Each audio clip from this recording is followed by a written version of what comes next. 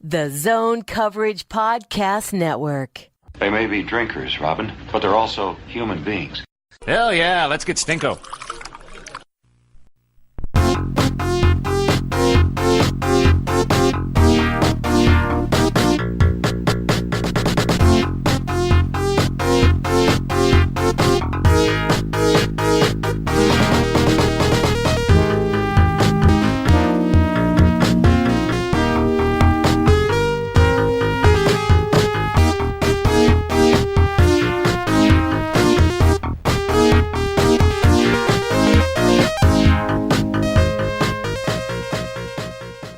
From the unnamed Bar and Grill Studios in Roseville, this is the Giles and the Goalie podcast.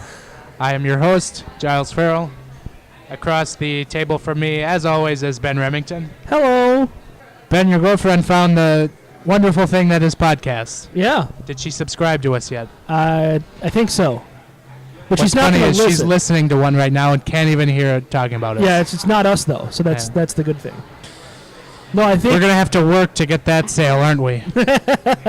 No, she said she doesn't like quote-unquote statistics because she thinks that's all we talk about.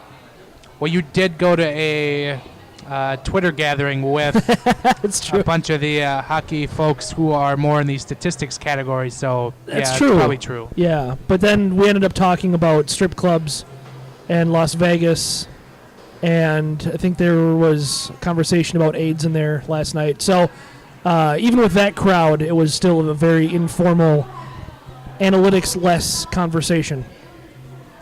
Interesting. Yeah. That is definitely not where I thought that would go. But great. Yeah. I regret I couldn't make it last night. But Yeah, well, it's all right. It was a good time. We'll try again next month. Yeah, I have a few promotional things to get through before we get into our fine show. Really? Yeah. Cool. Just for, I don't know, might as well put this at the beginning of the show where people are listening. I thought you, for a second, there was somebody who was paying us to do something. No. Oh, No. yeah, okay, This is just, we're promoting our own stuff. Gotcha. But no. So this last week, the Giles and the Goalie podcast was accepted into the iHeart app, or iHeart.com. Nice. So you can find us there now. One of many different places you can find the Giles and the Goalie podcast. If you have a preferred listening app for your podcasts, we are probably there. We Cool. are on SoundCloud, iTunes, Libsyn, Stitcher, Spreaker, YouTube, iHeart, Google Play. Did iHeart accept us with conditions? They say as long as we get an episode with Drunk Giles every other month, we'll keep you on. No, it was condition-free, amazingly. The fine zone coverage lawyers negotiated that. It's good to have support. No, so you can find us there and definitely subscribe, rate us. Please give us an iTunes rating. We love that. That helps the show Yeah. do better. It gets us above other... Is there iHeart ratings? Can we be rated on iHeart? I don't know. That's a good question. Can they give us hearts? 5 hearts? Maybe. Okay. We'll look into that and get back to you. All right. And then the other thing I have is we are planning on doing a Festivus show Yes. at later in the month. Basically, we're going to have people call, tweet, whatnot, and air out their grievances with the Minnesota Wild. Smoke And signals. believe me, we know you have some. So we will be pushing that here in the coming weeks. Now, because we want you to call and air out your grievances. I'm not a big Seinfeld guy. Well, the 23rd, that is Festivus, right? So we are doing this on the correct, Tentatively, yes. yeah, the correct date. Oh, well, yeah, it's true. We don't even know if we're going to be able to do it that day. But okay, so as long as we can get in that day, I think that's probably good. All right. Yeah. So, yeah, that is our little promo. Cool. Anyway, the Minnesota Wild. Very news-filled week for the Minnesota Wild. Yeah. Getting into it here, they opened the week on Monday in the fine city of Winnipeg. And they pretty much had their teeth kicked in by the Winnipeg Jets. 7-2 was your final score, as just about everything that went wrong in Alex Stalock's start. Yeah. And basically the feeling after the game was, is this the end? Is this the the low of the low? Right. It can't get any worse than this. And Well, you had said on Sunday this was a make-or-break week for them, you felt like. not a good start. And that's exactly what I thought. Like, midway through that game, I'm like, oh, man, Giles is done. Like, this is not how you want to start a make-or-break week. For a team that had won 6 out of 8 or whatnot going into the game, it shouldn't have felt like that, but it did. And yikes, just a complete lifeless effort. And Kyle Quincy was very responsible for a lot of the goals. And Yeah. then he started a brawl later in the game, and that would be the last images we had of him in a Wild sweater, Which thankfully. is great. Yeah. Yeah, so I actually watched the first 2 periods of that game. I don't think, have I told you this story about what happened to me during the third period? I did share a little bit of it on Twitter. So I left my hotel room because I was watching on my laptop, and I walked down the street because I saw a very highly reviewed taco joint down the street. And I'm like, great, I'm in San Jose, going to get some good tacos. Couldn't find it. Apparently it's a taco truck that's not there all the time, but sometimes it's there. So I'm walking back towards my hotel. There's a place right across the street from the hotel called Cafe Paradise. And not knowing exactly what that meant, I walked in. I saw on the outside it had Vietnamese food. I'm like, okay, banh mi sandwiches. I think some pho was on there, some other noodle dishes. Great. So I walk in, and it was less restaurant, more gentleman's club / hookah bar. And so, I walk in, I see a whole table of Vietnamese fellas, and I'm like, well, it's a Vietnamese restaurant. Of course, there's going to be, a huge table of them. And I go to sit down, and I look up, and I see the 2 servers that are working the restaurant, which is pretty small, smaller than the size of this bar room, and they're both in their bra and panties. And I'm like, oh, it's that kind of restaurant. It's one of those. And at that point, I'm sitting down, so, I'm not just going to, get up and run out of the place. Maybe I should have, I don't know, but... and so I ask for, they ask me for a drink. I get a menu. They have 6 menu items, and that's it. I flip over the back of the menu is their hookah menu. And so I ordered a banh mi sandwich, which was good. And then the back of the menu was, their hookah menu. And she brings me my water, and it's yellow, but it was still water. So I don't know how that works. But so to paraphrase, that experience went as well for me as the game / the third period went for the Minnesota Wild. That's where I was going with that. Spitting image of each other. Pretty much. I was like, because the Wild it was what, 3-2 or no 4-2 at the end of this second. Yeah. And I was like, maybe they can make a game of it, whatever. Maybe I can find this taco bar. And then it just all went downhill for both of us. Boy, I'm not even sure how to follow that up.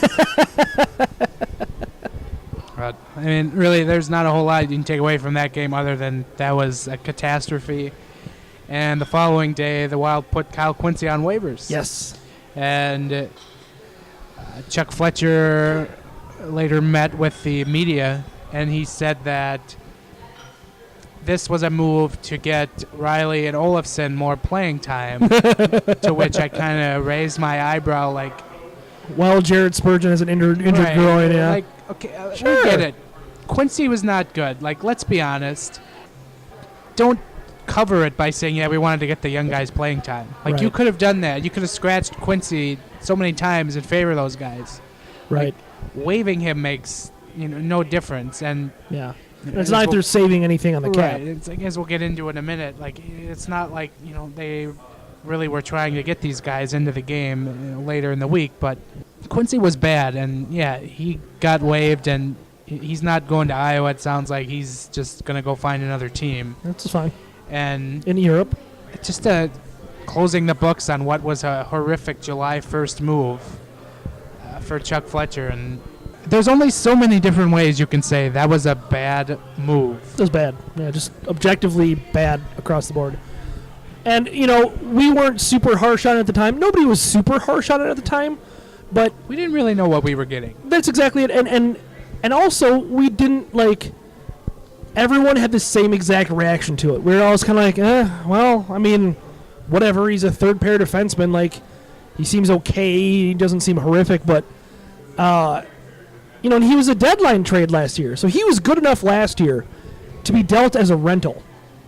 Whether he was actually that good or not is kind of subject to interpretation, but he was good enough to where the Blue Jackets wanted him for the stretch run. And, so looking at that, it kind of made that move at the time seem like, oh, well, they're getting a guy that was at least good enough to be traded for something at some point. But man, was he just horrific. Absolutely horrific in his time here. And I don't know. I just don't know why. Yeah, there was probably a lot of reasons for it, but just glad that it's over, more or less. So as the Wild put Kyle Quincy on waivers, it became rumored that the St. Louis Blues the following day were going to put Nate Prosser on waivers. Sure. And the Wild had interest in a reunion with the Elk River native. And lo and behold, folks, he came back. Yep. The Wild claimed Nate Prosser on waivers, bringing him back on his one-year deal. But this is now the third separate stint for Nate Prosser with the Wild. And, as I went on a St. Louis Blues podcast this last week, and oh yeah, I said, yeah, you know what you're getting with Nate Prosser, and that's great, but he's not going to fix the Wild's problems. He's not going to make the forwards back check better. He's not going to make the defensemen play better. He's not going to make the goaltenders stop the puck better. He's not answering all their problems. Right. You know what you're getting out of him, which, he's a good 6'7" defenseman. But why let him go when you're just going to reclaim him anyway? Yeah. That's my thought. Clearly has a seemingly a fit here. So, why let him go? Just sign him to a lifetime contract. Well, and that's what I don't get. If they like him enough to bring him back, I don't understand why they were so eager to let him walk this summer. And not to mention, they could have had what he paid for was half of what they gave Quincy. Right. You could have had him for they paid. He was on a 2-year deal, making I think $650 or $625, and you just gave Quincy 1.2 for a full season. It makes We've defended Chuck Fletcher because we thought the offseason he had last summer was pretty good. We liked the Hansel trade, even though it absolutely blew up in their face. We liked the aggressiveness of it, the timing of it. But, as we've mentioned a million times, this summer was a completely different story. And it just, this is just kind of one of those things. It was an example of how bad this summer went for the entire front office. It just was a bad summer. Hopefully the draft pans out for him. And that's what few picks they had, but...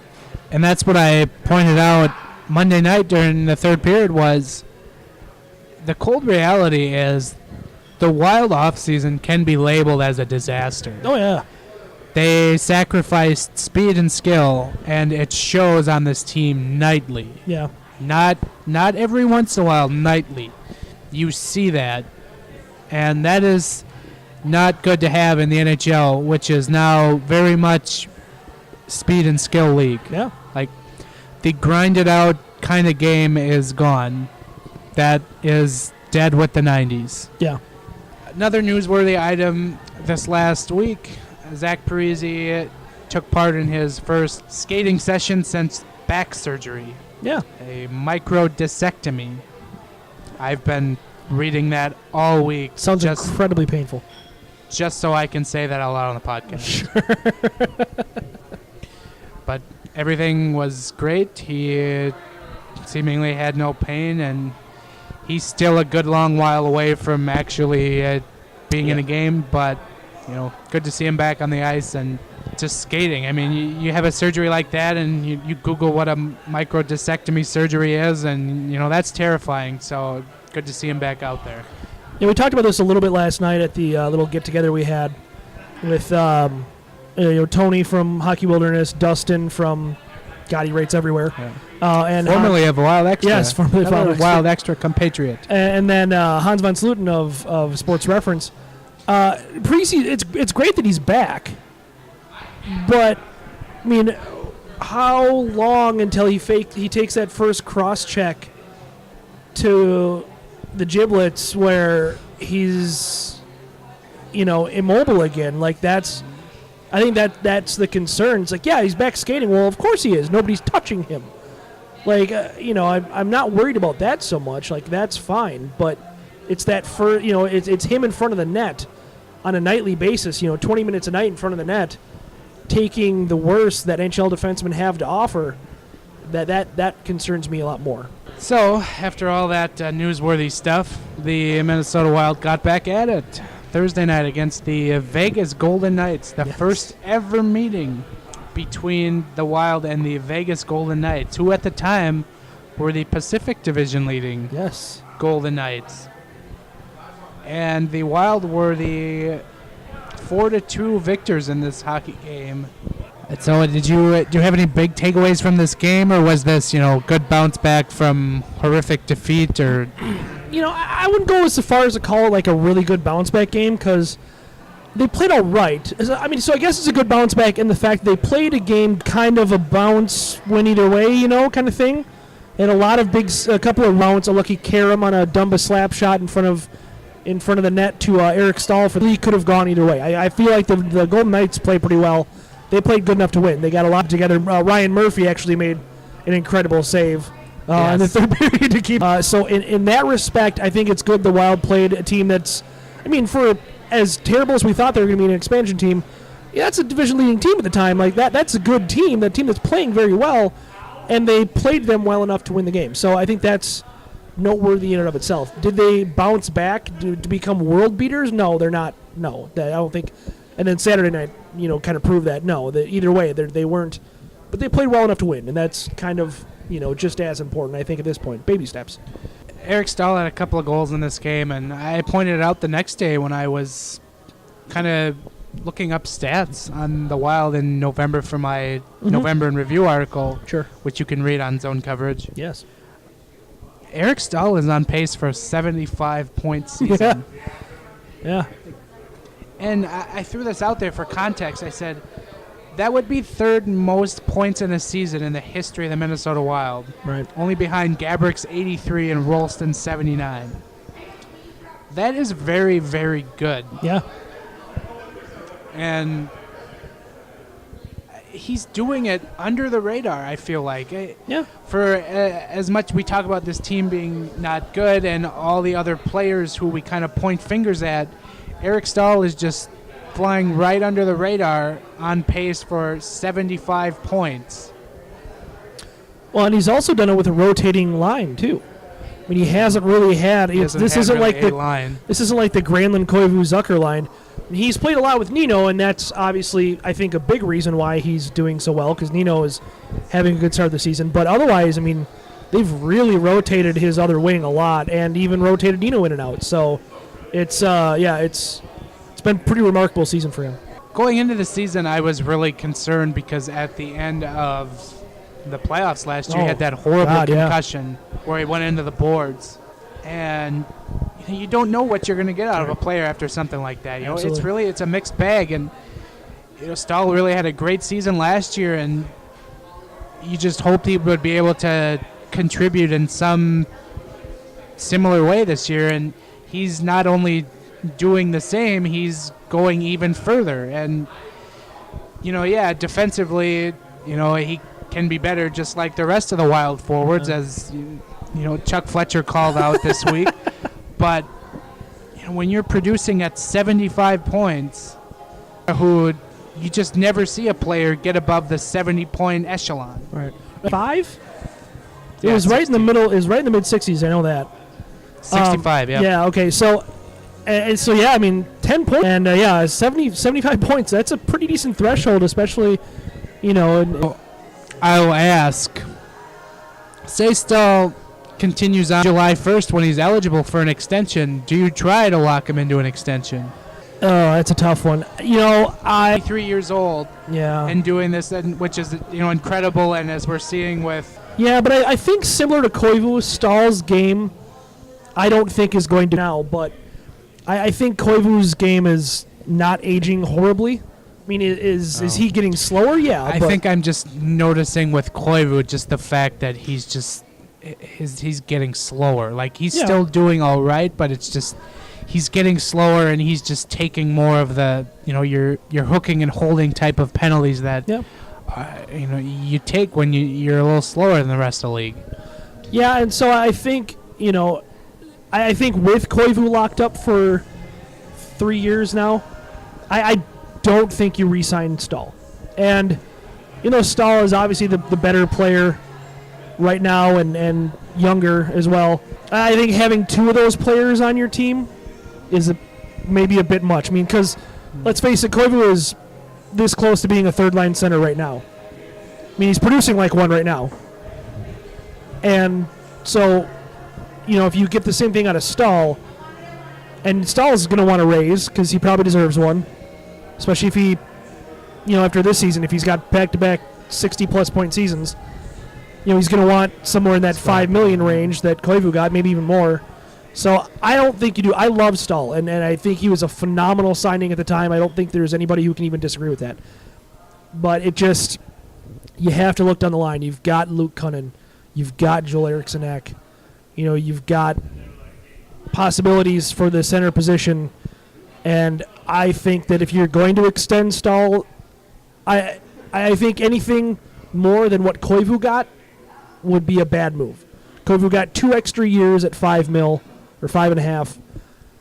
I wouldn't do more than that. I would like that. I wouldn't mind that with Staal. You want to give him 2 more years? Would probably have an argument for I should get more. That's exactly it. And so if they said, hey, we extended Eric Staal 2 more years, around $5 million, I'd be like, you know what? I don't love it, but I can live with that because it's only 2 years.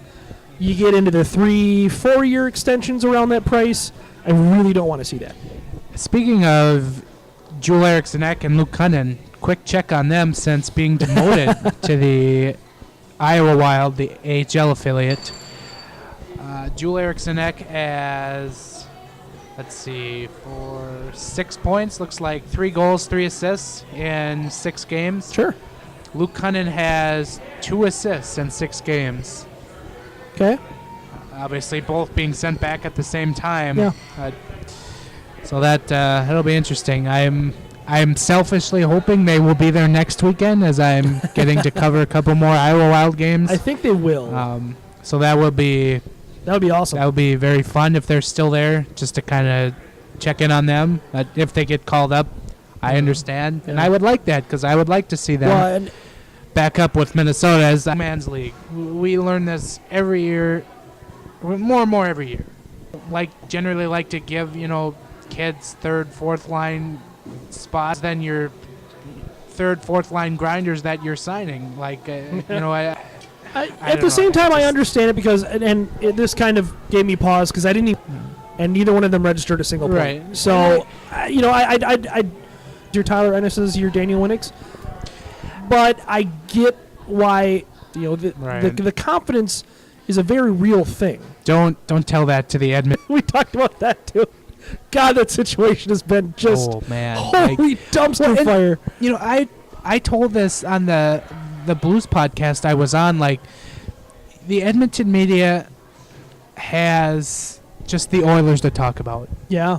And the CFL team whose name escapes me. But the Oilers run that town. I think that's it. Yeah. Eskimos. The Oilers run that town. Yeah, it's the Vikings. So you're going to get all the media attention squarely on that team. And what's very fortunate for the Wild right now is the fact that the Vikings are doing so well, taking all of the media attention on them. If the Vikings were bad, people would start to look at the Wild as a secondary viewing option, and you would be getting a lot more hit pieces on the Wild right now because they are not good. They're not playing good. And the Wolves are a team with high expectations. That's probably the second option right now. So the Vikings are always going to be number 1 in this town, which is why I hate them. But then you've got the Wolves as, a very popular sport. Basketball is just more popular. It's how it is. And they're a team with high expectations, exciting players, kind of off to an uneven start. A little better than the Wild, but not that good. So it's really weird how Minnesota can just kind of become a basketball town when the team is good. I think we're very fair weather basketball that's team. True, Yeah. but That's all that is. Just the Gophers. Yeah. Everybody says going to Williams Arena when the Gophers are great for a big game is that somewhere you need to be. And I think that's the venue more so right, than fans. The barn, and I don't know. And Anyway, any college, look at Mariucci when, before Barry ruined the WCHA. I say it's been years since Mariucci's been full. Incredible experience. The waiting list was years to get tickets for the Gophers. Now you've got the fake down Lucia every week because the place is half empty. I don't like to really heated. It's sad. When I turned on, Gophers playing a late arriving crowd, so more people filled in. But still, I don't know. Yeah, you would think that would be one rival they would definitely carry over because the games against Wisconsin, the WCHA, were great. They weren't North Dakota level, but they were close. They were as good as any Bulldog, Maverick, Husky matchup. All right, we have tangented very, very sharply here. That's okay. Very longly. So let's continue to pile through. Another thing from the Vegas game: Jared Spurgeon potentially out 4 to 6 weeks, is reported by Michael Russo of The Athletic, which would be a huge, huge blow to Minnesota's defense. And as we're going to get into in a minute, I would argue that maybe Jared Spurgeon, you could have a case for Jared Spurgeon to be the Wild's All-Star Game representative. Oh, sure. If the cards fell that way, as he's been their best defenseman this year by far. Absolutely. And having him out of the lineup for that long is very disastrous. It's going to cause others to step up. Yeah. And on the plus side, we've also seen the Suter-Dumba pairing from preseason that we have not seen this year get put together because Suter has no choice. Right. And really, in the first couple games, I haven't been displeased with that pairing. That was the thing about Thursday night that I think was the biggest takeaway. Dumba had a phenomenal game. And Russo, even in his grades for The Athletic afterwards, said that was, you can't argue, that was Dumba's best game of the season. And I think it was. And then, obviously, on Saturday night, he follows it up by winning the game in overtime.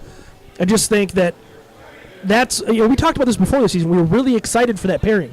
And that's why you and I were so high on him. That's why I proclaimed this the year of Dumba. Because we wanted to see that pairing because it just makes, they just fit together. There's something with him and Brodeen that just doesn't click. It just doesn't work. They're best friends, but it just doesn't work. Slim Jimmy. Yeah.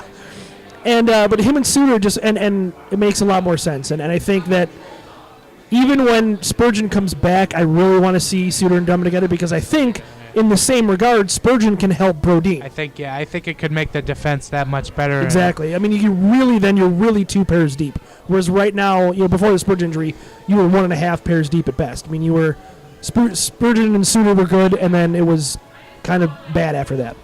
I think it was Tyler Dello on The Athletic. He had a post on defensive pairings around the league and how good the first pair was for the Wild and how bad the second and third pairs were.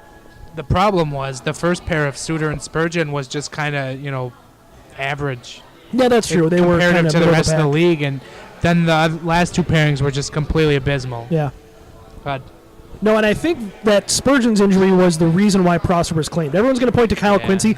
They didn't need Nate Prosser to replace Kyle Quincy. They have Ryan Murphy, and I think they've been relatively happy with him. He's been doing good. And he's a right-shot defenseman, which, they desperately needed. So I think that the Prosser claim had way more to do with the Spurgeon injury than the Quincy wave.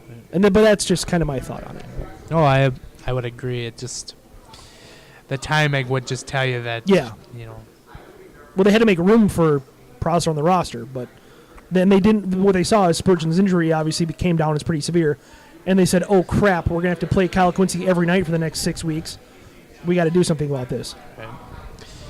So then the Wild wrapped up their week Saturday night against the St. Louis Blues, and they were victorious against the St. Louis Blues in overtime, a Matt Dumba overtime goal. Yeah. Gave the Wild a 2-1 victory in a game they had no business winning. They had zero. it was very reminiscent of last year's playoffs, reversed. Yeah, it was. It was eerie. I guess my takeaway is the Wild won an overtime game. And they did it. This was 39 seconds into the overtime, and Matt Dumba and Charlie Coyle were on the ice. Who was the third lineman? I don't even remember. I don't remember who it was that started. If I can pull it up here, but yeah, exciting to see those guys on the ice right off the bat. Absolutely. like I'm looking at That's the kind of youth you want on the ice. Who's that with him? Dumba, Coyle, and No, it wasn't Stewart. No, Stewart was the first guy to hit Dumba after the goal, but yeah, he came off the bench though. Yeah, I don't know, but yeah, it was so nice to see that, to see young players on the ice to start off, and then wow, imagine that you win a game because of it. That's a big reason why the NHL is becoming a young man's league is you're getting that all crucial second point in the overtime, and right. You got to put out your fast guys, and he went coast to coast on it too. I don't know. I keep trying to see who this is, and I can't figure it out. It's bothering me. It just cuts off right. We're gonna get to this, folks. I promise. Yeah. Maybe it was. It's that player right there. Right. I don't know who it was. The problem is, it looks like Brodin. Brodin was. It is, yeah. That's it. Because they've been starting with two defensemen. Because I thought that was weird forward. when they threw out a Coyle and then two defensemen. I was like, yeah, they've been doing that, and so that's how they did the last game too in overtime.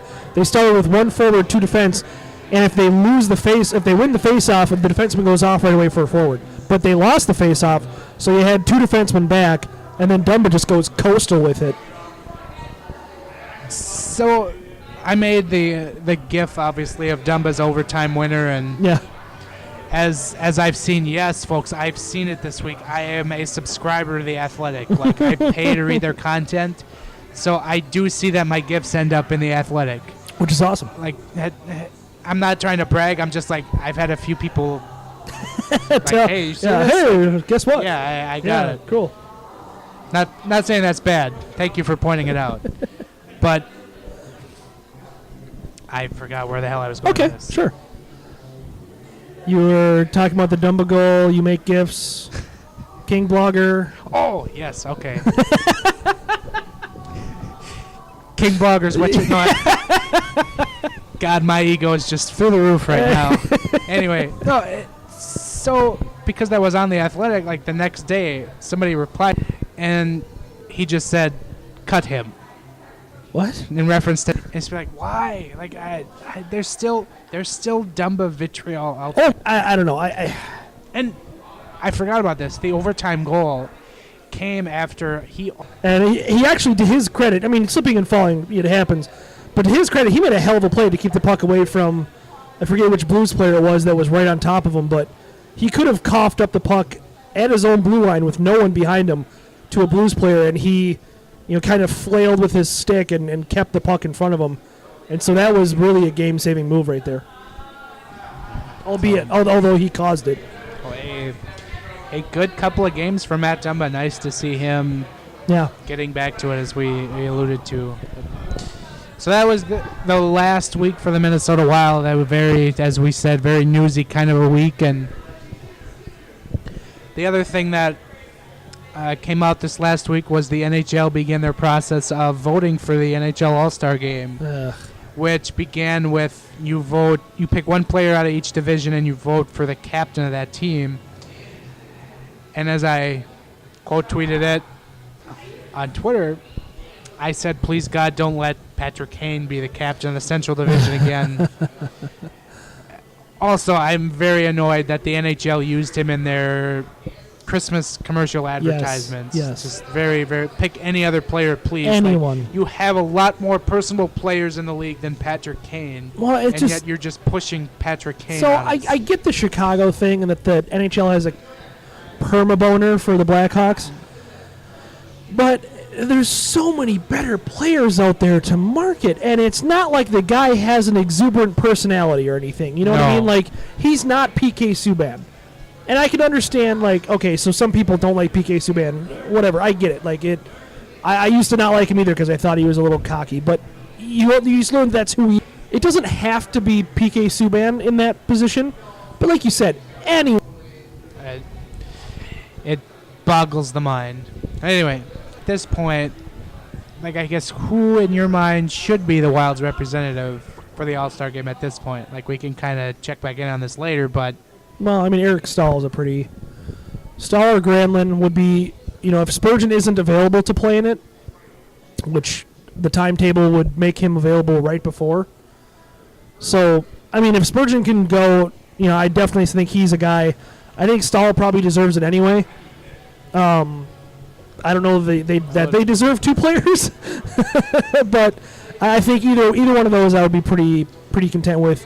Mikael Granlund, maybe Nino hasn't put Nino and Granlund haven't put up the points this season because of their time with injury, but I think that I would say Jason Zucker. Yeah, that's would a good one probably too. be the most deserving, and I think that was pointed out by Michael Russo. But Zucker leading the team in goals, and really just kind of setting the league on fire.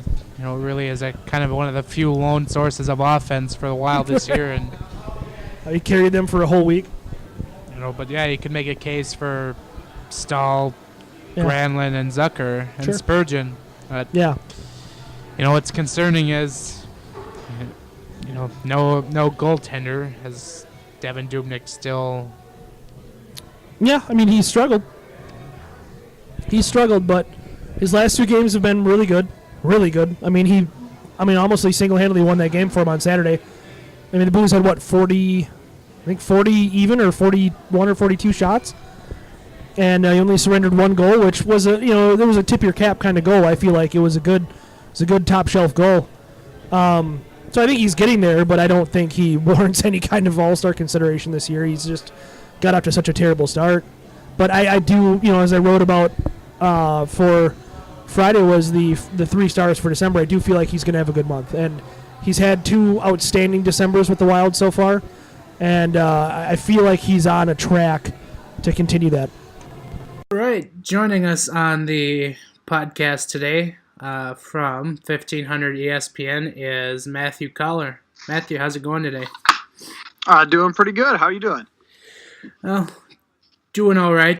So, Matt, I guess just kind of curiously here, what are your thoughts on the Wild here as we're just over a quarter of the way into the season, and we seem to be bordering on crisis mode with them just about every game here? Well, I mean, I expected this team to drift back from what they were last year. Last year, I thought that they went into the playoffs overall. I mean, they weren't hot when they went to the playoffs, but as an overall body of work, I thought they went in as one of the stronger top-to-bottom teams. And when they started this season, I didn't feel that same way about the roster because of some of the losses that they had over the offseason with Marco Scandella, Eric Haula, and Alex Tuck not being in the mix because he's in Las Vegas. And so I thought that some of those things would hurt them a bit, but also felt like the goaltending over the last 3 years, Devan Dubnyk has been one of the best goalies in the NHL. So I kind of figured he would have a better start than he has, and that some of the top 6 talent would keep them around. Did not expect to see them all the way at the bottom of the division, but then again, it's a really tough division. I mean, you look at from team to team, really Colorado is the only one that you would have written off at the beginning of the year. So I guess I should say that I'm a little bit surprised they're this low, but not at all surprised that they've fallen back from where they were last year. Yeah, that was kind of our thoughts as well. I guess, you mentioned the subtractions of the team, maybe not going to be that much noticeable of a difference, but really right now, big problem for the Wild is they are getting no scoring depth at all from their bottom 6, and that was really a great strength for them last year. Yeah, it certainly was. Losing Jason Pominville and Eric Haula off the roster, I mean, that was 2 of your better even-strength producers last year. I mean, Jason Pominville didn't play huge minutes, but when he was out there, he was picking up a lot of assists, and even, he would get criticized sometimes by fans. It would be frustrated if he had a cold streak or showed a little signs of age, but at the end of the day, I think in terms of scoring rate at 5-on-5, Pominville was all the way at the top of the team, so losing him can't be ignored. And then Haula's versatility, I always had an appreciation for the fact that he had so much speed and could move from a fourth line center to a third line wing, or even up the lineup even farther if you needed him to.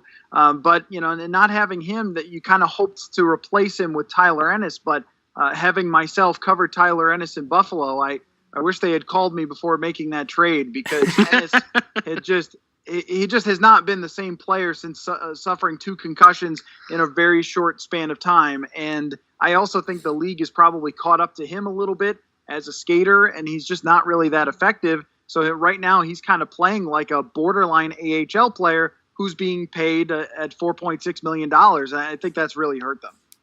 Yeah, I think the problem is they didn't call you. They called Jared Spurgeon instead. So.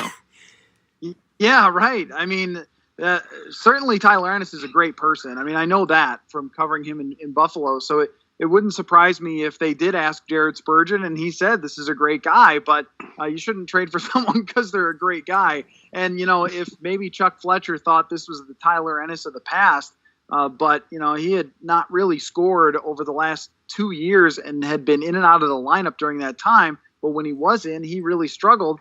And the comment that I go back to from Chuck Fletcher when he was on the conference call talking about the trade about Marcus Foligno, where he said that he had his eye on Foligno for years. And that worried me because Foligno, when he came into the league, had a hot streak and really stood out to people, but had faded into being pretty much just another guy, kind of a role player out there. And I just wonder if the first impression that Chuck Fletcher got from Marcus Foligno was what he thought he was getting here in Minnesota. But you've seen much more of just a role player who has a shift here or there where he excites you. But other than that, he's kind of just a guy with skates. Devan Dubnyk had 3 straight shutouts a couple of weeks ago, and now he's really regressed here. Are you concerned with his play, or does the team in front of him kind of need to get their act together before you kind of form an opinion on him right now? Yeah, I think it's a little bit from Category A and a little bit from Category B. I mean, because even if you go back over his last, say, 50 games, this is a little bit below league average goaltender. And over a 50-game sample, that is a little bit worrisome. That last year, toward the end of the season, we saw him fade significantly, and then he hasn't gotten off to a hot start here. So you wonder, is this guy going to be the same .925 type save percentage goaltender that he had been in the past here in Minnesota, or is he hitting another one of those bumps in the road that he had throughout his career? I mean, there was a time where Edmonton thought they had their franchise goalie, and then he had a couple bumps in the road, and then ended up in Nashville, and then in Arizona, and finally here in Minnesota. So, he's shown in the past that it's possible that he could look real good and then have moments where he isn't, or long stretches where he isn't. But I think the defense and the overall defensive play, not just the blue line, but everyone, has been very poor. And the combination of Jonas Brodin and Matt Dumba has not worked really at all. And that goes kind of back to having Scandella leave, because Matt Dumba played a lot of minutes with Marco Scandella last year, and I thought those were some of his best minutes, and it just doesn't seem to work as well when he's playing with Brodin. But I also think you have to keep Spurgeon and Suter together, because they're a top pair that can actually make an impact against opponents' top pairs and top lines. So I think that Bruce Boudreau is in a really tough spot here if he can't find someone else that can at least mix in. I mean, they've decided to move on from Kyle Quincy. So, okay, well, who else is out there? Because the crop that they have right now, the Rileys and Olofssons, haven't shown a whole lot there either. So I think that this is going to be a situation that is going to be pretty tough to solve. Yeah, it's kind of a weird place for them on the blue line right now, because just about everyone has said they need some help especially on the third pair, and there really aren't many great options in Iowa, if really any considerable options in Iowa, and you don't really have any wiggle room to make a trade or pick any up on waivers right now. So I kind of, they hope the Rileys and the Olofssons kind of figure it out right now. Yeah, and I don't see that from Riley especially. I mean, Olofsson is young enough where he might make progress the more ice time he gets, but I think Riley, we know what he is now, that he's a guy who can occasionally make a nice offensive play, but especially in the defensive zone is really going to struggle, and not someone that you can rely on to move up if a pair is struggling. And that's what Scandella gave you, was so much flexibility on the back end, where you could move Scandella up into a second pair or down into a third pair. And if he's on your third pair, you feel great, because I think he's a legitimate top 4 guy. But now if you're moving anybody up, or if Spurgeon gets sick all of a sudden can't play one night, you are in big trouble. And that's what we saw the other night against Winnipeg, and trying to find an extra body on the bottom pair. I mean, there's probably a dozen teams in the league who'd love to say, all right, where's that guy? I do think they missed a bit of an opportunity, and I don't know if they ever called Cody Franson or not, but Cody Franson is like the perfect third pair guy, because he's got skill that is much more of a top 2 pair, but he's got skating that's on the bottom pair. So if he's playing against opponents' third and fourth lines, he's probably better than them, and I think that's what he's shown in the past. And that's a guy that ended up in Chicago on a PTO. I mean, so that's someone that was available, and instead they decided to go with washed-up Kyle Quincy. And I think what a lot of this points to is this offseason, whether it be losing Scandella in a very bad trade, or signing Quincy and not getting anyone else that was reasonable for the bottom pair, it kind of points toward the front office, right? I mean, they just had a really, really poor offseason, and then you mix that with an injury or two, and you're in the bottom of the Central. Yeah, that was kind of the point I made on Twitter the other night after Winnipeg, was the Wild really seemed to sacrifice a lot in terms of kind of speed and skill, and their moves to kind of fill the holes haven't really panned out. And I guess the kind of the question related to that is, you mentioned the front office, like how much is Chuck Fletcher on the hot seat right now? At least should you think he should be on the hot seat, because as everyone knows, in the preseason, Craig Leopold said that this team was a Stanley Cup or bust, and right now they're sitting in last place or close to it.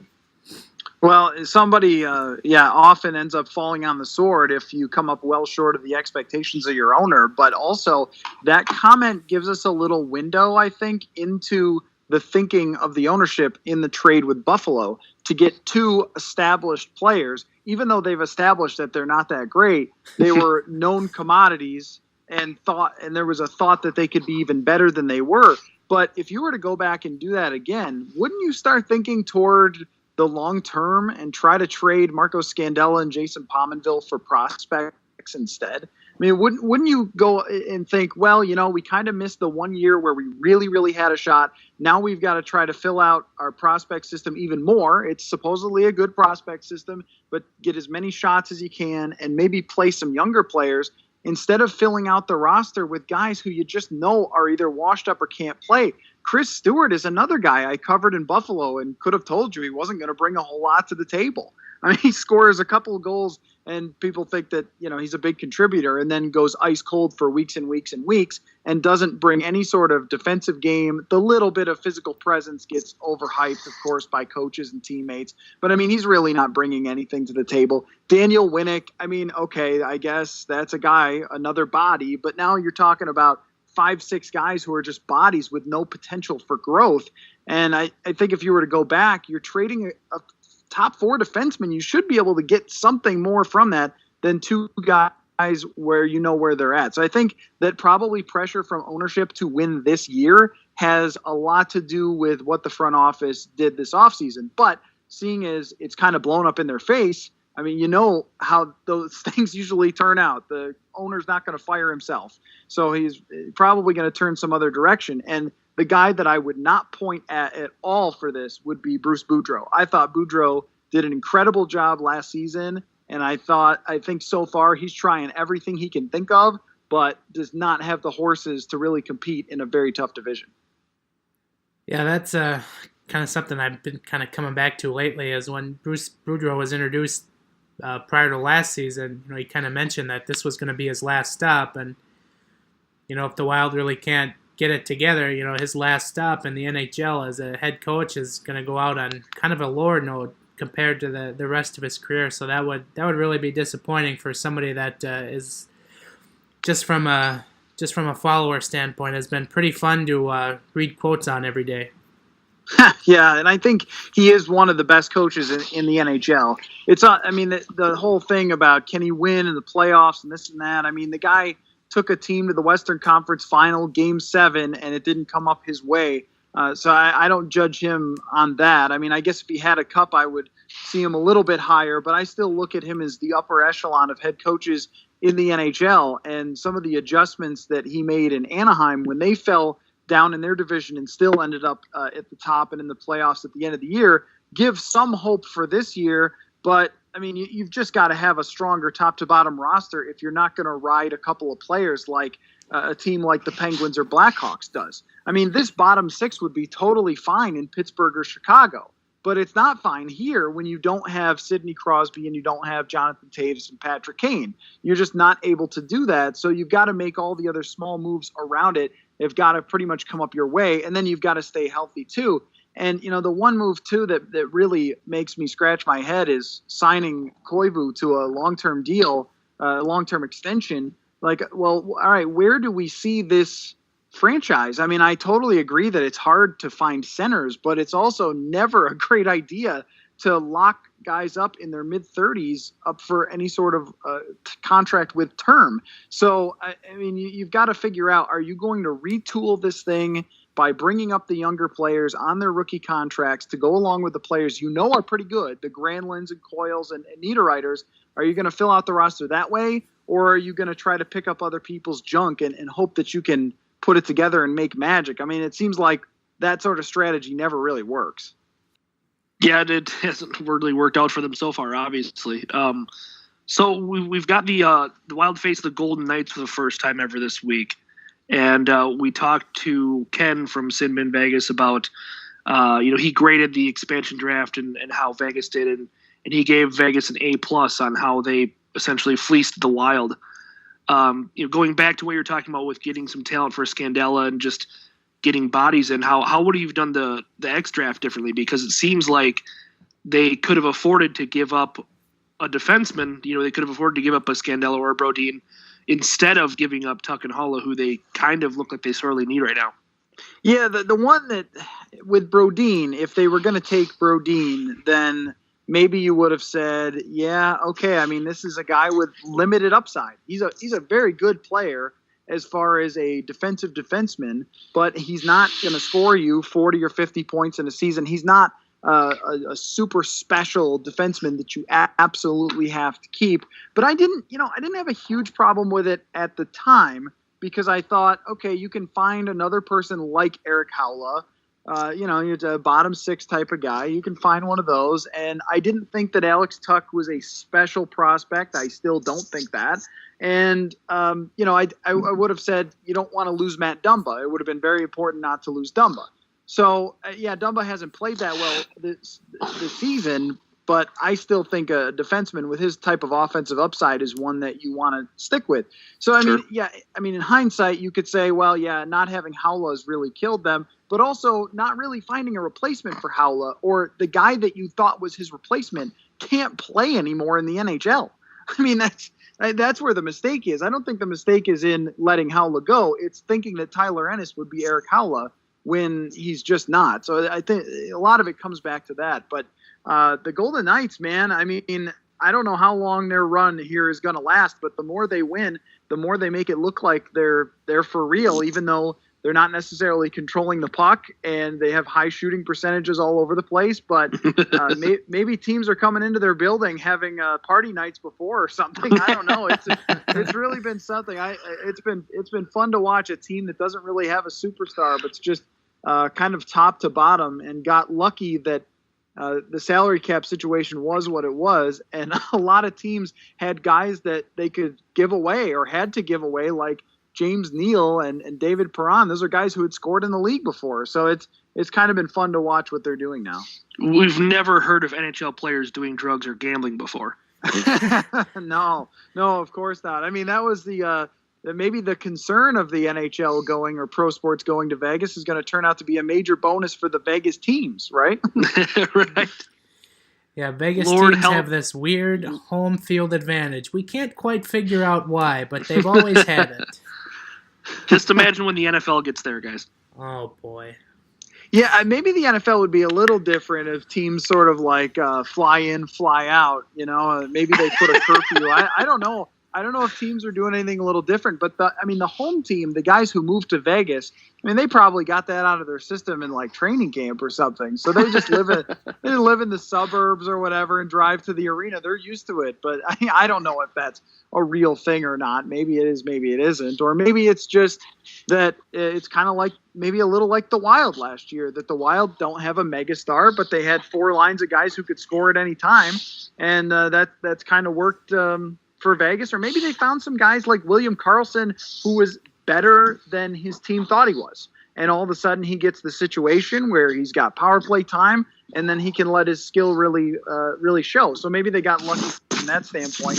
But the fact that they've had to play like 18 different goalies and all of them have been okay is really amazing. It's been quite the crazy start for them. I got 2 more questions here for you, Matt, before I let you go. And these are kind of our trademark questions here on the podcast. The first of which, not sure if you caught this on yesterday, Tuesday, but the NHL kind of started their fan rankings of the greatest hockey jerseys of all time. So we like to ask our guests what their favorite hockey jersey is of all time, or if you're like us and you can't necessarily narrow it down to one, we let you pick a Mount Rushmore of hockey jerseys. Okay, well, see, I have a mix of jerseys that are just classic and wonderful, and also like horribly great. So, the Vancouver ones that are black and have like the triangle, and there's the red and yellow mixed in there. There's maybe orange. Those are legendary classic for me just because of how awful they are, but I still love them. As far as probably the best jersey in hockey, I don't know if state of hockey people in Minnesota would appreciate that. I think Chicago has one of the best, and I also think Detroit has one of the best. So I would put them up there. I guess I would have to also say there was the St. Louis Blues tried a hilarious third jersey that was so bad. It was so bad the players wouldn't wear it, I believe. And just the fact that would happen, that someone could come up with a jersey so awful the players wouldn't wear it, I will put that up there as well. The famed trumpet jersey, if I'm not mistaken. And then, exactly. And then our final question for you. It's a little bit off the board. Our guests usually don't expect to get this kind of a question on a hockey podcast. But do you believe soup to be a meal? I would say only if there is a sandwich involved. Yes. Otherwise, it's just soup. Thank you. Yeah, if it's soup and a sandwich, that's a meal. Of course. I'm going to stick with that. As you can tell, that is Ben's side of the argument. Yes. So yeah. Matt, before we let you go, is there anything you'd like to plug, or where can people find you?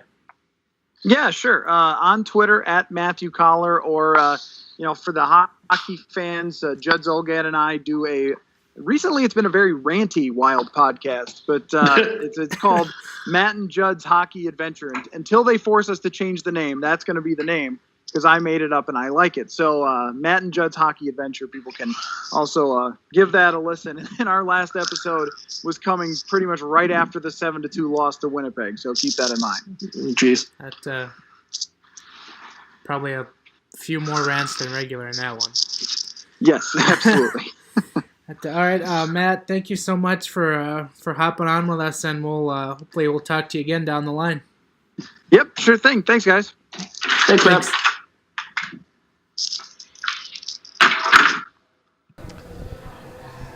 Okay, Weekly Wager Okay. is back. All right. Good. What's your bet, sir? Ah, yes, the bet. Okay, what the hell? It makes very little sense to bet when you cannot win.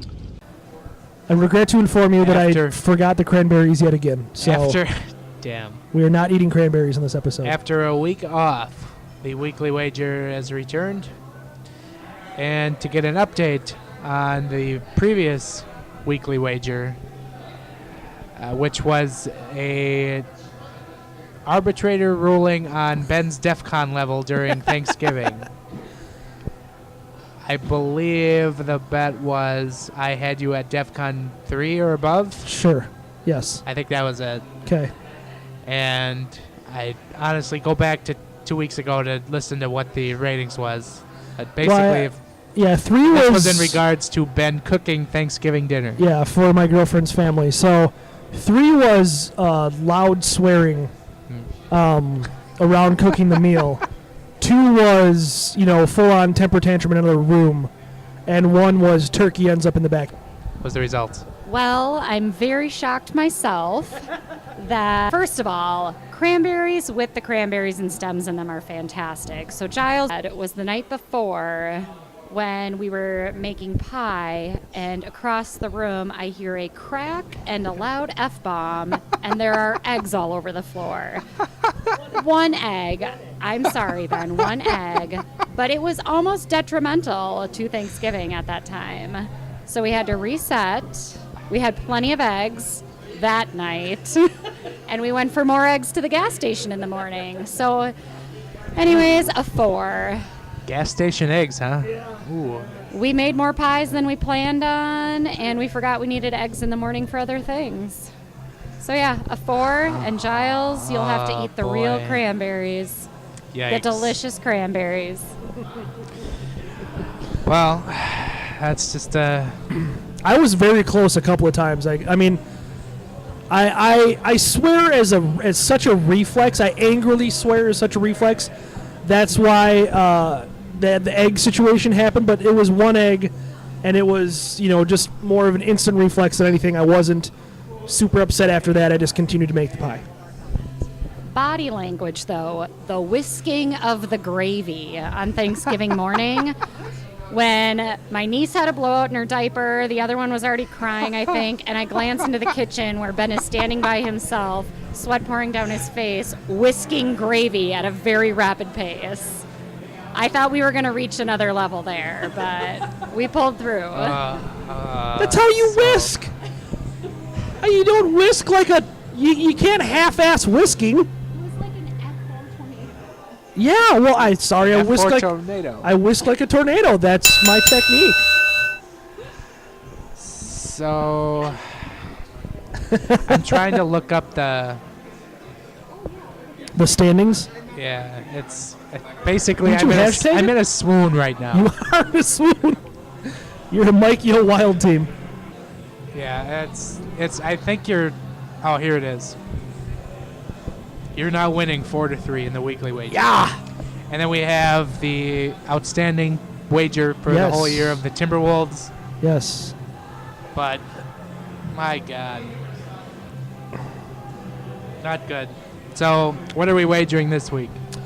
Well, this week I, me, goaltending apologist. I don't know where your feelings are on this. I feel really good about Devan Dubnyk right now.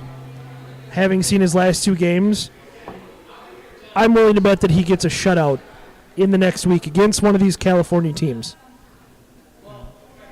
I will not. I will say he does not because the Wild are terrible out in California. That's a fair point, but I'll still do it. All right. What I'll are we? still- What are we wagering? Should we wager? Well, I'm not in the mood for Twitter Avi bets quite Yeah. yet after the last one where I had to be Paul Allen for a week. I don't blame you. That was bad. That was really bad. We can do Twitter name, because now they allow you like 50 characters or something. It's so annoying. It is really so. Like most times, you don't see the second half of the name anyway. So we can do that. We could change. The loser has to have their Twitter name changed to whatever the winner so chooses. Yeah. All right. I can do that. Because that's something we can pay up. Because I'm remote next week. So Yeah. And I That- feel the loser shouldn't be like, oh, it's because I lost a bet. Like, you should just own it. well, I mean, it is because you lost a bet. But yeah, you have to. People might not know that. Well, people won't necessarily know that. They didn't all know that when he was Paul Allen No. for a week. When I was promoting my Justin Cluse article in the Paul Allen avatar, I'm sure Justin Cluse's mom, who retweeted my article, had no idea why my Twitter avatar was Paul Allen. All right, so Twitter names, since those are super long and annoying right now anyway, and you can add something on to the end of it. We'll just add something on to the end of our names. How's that? Okay. On Twitter. There So you go. It'll be in addition to the name. Yes, in addition to the Twitter name. So that sounds good. All right. And that's after Sunday's game against the Sharks. Correct. Right. All right, on to jerseys. Here to start the third period. What team is this? It's not Team USA. Well, yes, it is. They've got on new uniforms. They're wearing the logo of the Duck. I've never seen this before. For those who are new, the jersey segment every week is we look at what a third jersey for this team would look like next year, because there is no third jersey option this year with Adidas. And the team of the week, oh boy. What?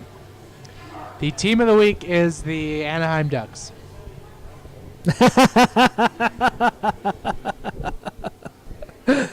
Gee, I wonder. All right, so do we know if they're going to orange next year or not? Because we heard that was a thing, but that's still unconfirmed. It's let me So see if I can look this if that up here. is, I gotta imagine they're adding a third jersey and rotating a black jersey to their alternate Well, option. I believe what I've heard was their rebrand is their jersey rebrand is coming next year. Like a complete rebrand, or they're just switching to Yeah. orange, like the I Oilers believe did. they're going with a newer look, because everyone thought they were going to go with the newer look this year. It would have made too much They sense. said nope, they're going to do that next year. So now they're gonna have a 1-year Adidas jersey. Yeah, which is Stupid. weird, but I'm just kind of looking here, trying to find some newsy things, but their third was that orange with the Mighty Duck crest, Yes. and it was very popular, of course. Yeah. Imagine if it wasn't orange. Imagine if it was. Would they put that on their black jersey? How good that would have looked. Ugh. And also, our friends at Hockey by Design, not big fans of that classic Ducks logo, and I'm appalled by their usual good taste besmirching that logo. Well, anyone who says that it's not good is not good to me. But I don't know, like very difficult because my mind is only populating one answer.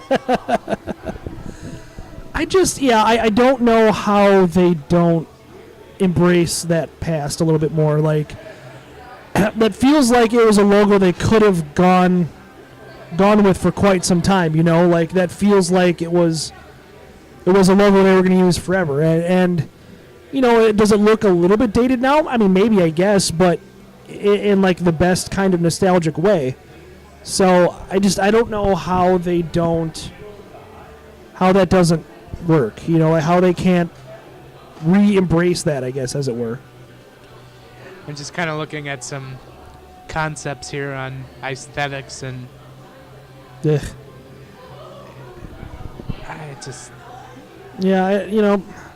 It just the orange. I'm not big on the orange with the black and gold. Like I don't know. There's too much. Why is there so much orange in hockey right now? There's an orange epidemic in the league right It is. now. It's like teal in the 90s. Orange to the 2010s as teal to the 90s. I know. Terrible. I don't know. Like, that's not bad. I mean, I'm not big on the sleeves, but I don't know. It just feels like they should be able to embrace it a little bit more, and I don't know why they don't. Ugh. Anyway, it's going to disappoint me because it's not going to be the jersey I want that we all know that I want. Yeah. And as long as they retire number 9, like, whatever. I don't care what you do. Well, they're gonna retire that one in Eggplant and Jade, so that's the good news. As it should be. Yeah, as it should. As Timu Solani so aptly tweeted, it should be. Yeah. The other night. Right. But obviously if they do a third, it'll be in orange. But we'll see what their rebrand does next year, and they've got a lot of room to improve. Like the Avalanche, where their jerseys were just god awful, and now, they made some slight improvements, but there was a lot of room to improve there. The Ducks, I feel, are in the same realm where they're so bad right now, it can only get better. You would think, you would hope. Good God. Also, how often are you voting on the NHL.com greatest jerseys? I haven't yet, actually. Wow. I know. I need to get around to that. I didn't spend any time on my laptop this last week except for watching games because I was working out in the field in downtown Oakland, luckily for me, instead of my typical office work. So. Well, I vote every time I can, and sure. Are they running jerseys every day, or is it? No, it's basically right now it's randomizing, a jersey against another jersey. Oh, okay. Then you vote, and they have a ranking of what the popular jerseys are, and sure. When I checked in during the week this last week, it was the most glorious top 5, and it still is. That is pretty glorious. Look at this top 6. This is as we record Sunday night here. This is the top 6 on NHL.com. Number 1 is the Hartford Whalers. Sure. Of 79 to 92. Number 2 is the Chicago Blackhawks, which. Yep. The present, which very good luck. Yep. Number 3 is the Quebec Nordiques. Yes. Number 4 is the Anaheim Mighty Ducks. Yes. And number 5 is the Buffalo Sabres. That one I don't know. From 1970 to 96. Okay, I'm not big on those, but they're not bad. I do like these just because of the simplistic look and the classic logo. Sure. And then at number 6 is the Minnesota North Stars of 78 to 81. It's a fine jersey. So nice. Yes. Except for that photo of Brian Lawton. So no, do check that out at NHL.com. Yes. That's obviously something we'll be keeping our eye on. Yeah. So, all right. The bar seems to be kicking us out. Yeah. So we better get out. Thought you were a big deal here. Yeah. Apparently not. Well, I guess when the registers go down, they forget who I am. So that'll wrap it up for us. You can find Ben and I on the TG Wild podcast. Ben and I write for a website called Zone Coverage, Zone Show, at all the places I mentioned earlier, iTunes, SoundCloud. Give us a rating at some point. We do like those. Mm-hmm. Those are very nice. We'll wrap it up for us this week, and we will chat with you again next week. Later.